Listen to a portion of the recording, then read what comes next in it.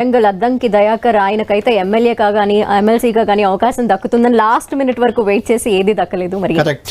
ఇప్పుడు మీరు చెప్పినట్లు మొన్నటి ఎన్నికల్లో తుంగతుర్తి చివరి నిమిషం వరకు అద్దంకి దయాకరే అభ్యర్థి అనుకున్నారు. ఆయన పక్కకి వెళ్ళిపోయారు, మందుల సామేలు వచ్చారు. మొన్న ఎమ్మెల్సీ ఎన్నికల్లో చివరి నిమిషం వరకు అద్దంకి దయాకరే ఉంటారు అనుకున్నారు. అక్కడ కూడా బల్మూరి వెంకట్, మహేష్ కుమార్ గౌడ్ వాళ్ళ ఇద్దరు పేర్లు వచ్చాయి. అద్దంకి పేరు గల్లంత అయింది. ఇప్పుడు మళ్ళీ ఎంపీ రేస్లో కూడా అద్దంకి దయాకర్ వచ్చి చేరారు.